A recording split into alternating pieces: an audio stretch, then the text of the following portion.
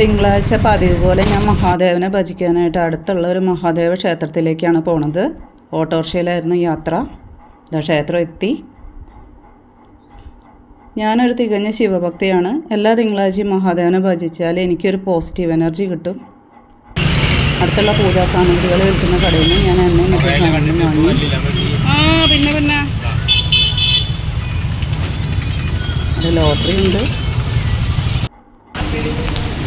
ഇനി നേരെ അമ്പലത്തിലേക്ക്.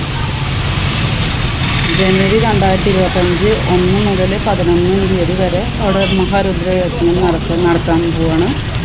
അതിനുള്ള ഒരുക്കത്തിലാണ് അമ്പലം മൊത്തം. ഇന്നധികം തിരക്കൊന്നും ഉണ്ടായിരുന്നില്ല. ഞാൻ പതിവ് പോലെ ആലിനെ വലം വയ്ക്കാറുണ്ട്.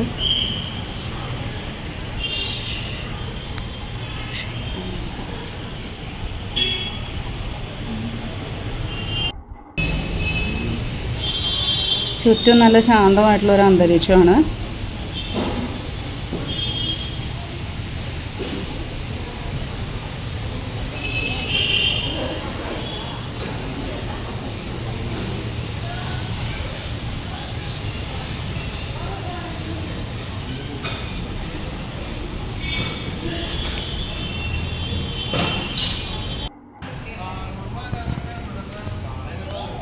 മഹാദേവനെ ദർശിച്ച ശേഷം ഞാൻ വലം വയ്ക്കുകയാണ് ചുറ്റമ്പലം.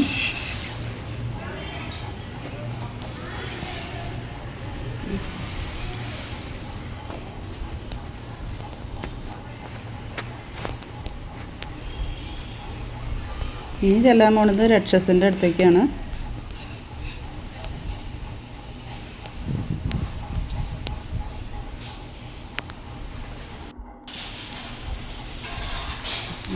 ഇനി ദേവി പ്രതിഷ്ഠയുടെ അവിടേക്കാണ് പോകുന്നത്. അവിടെ നാഗങ്ങളുമുണ്ട്.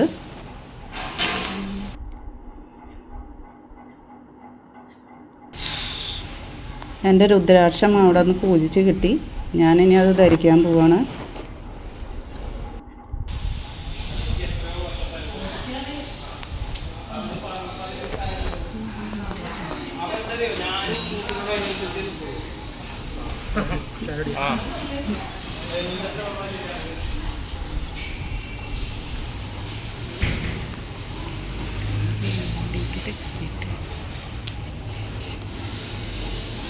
രുദ്രയജ്ഞം നടക്കുന്നതിൻ്റെ മുന്നോടിയായിട്ട് ഇനിയുള്ള ദിവസങ്ങളിലെല്ലാം അന്നദാനം ഉണ്ടാവും. അപ്പോൾ ഞാൻ നേരെ അന്നദാനത്തിൻ്റെ അടുത്തേക്ക് പോവാണ്. ഓഡിറ്റോറിയം.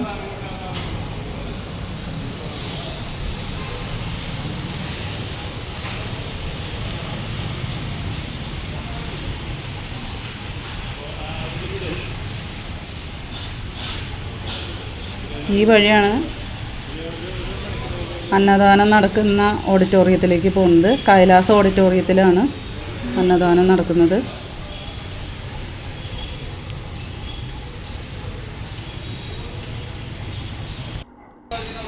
തിരക്കൊന്നുമില്ലാത്ത കാരണം സെക്യൂരിറ്റി തന്നെ വേഗം അങ്ങോട്ട് കയറ്റി വിട്ടു.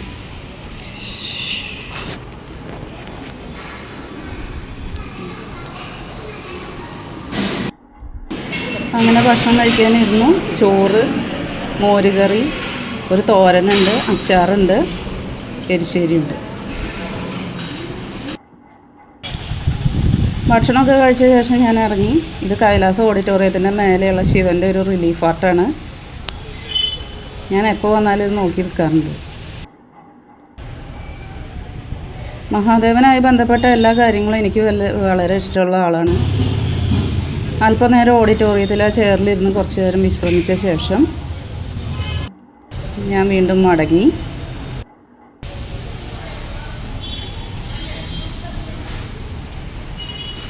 പോകുന്ന വഴിക്ക് നമ്മൾ തുടക്കത്തിൽ കണ്ട പൂജാ സാമഗ്രികൾ വിൽക്കുന്ന കടയില്ലേ, അവിടെ കയറി കുറച്ചുകൂടെ പൂജാ സാമഗ്രികൾ വാങ്ങി ഞാൻ വീട്ടിലേക്ക് നേരെ വിട്ടു.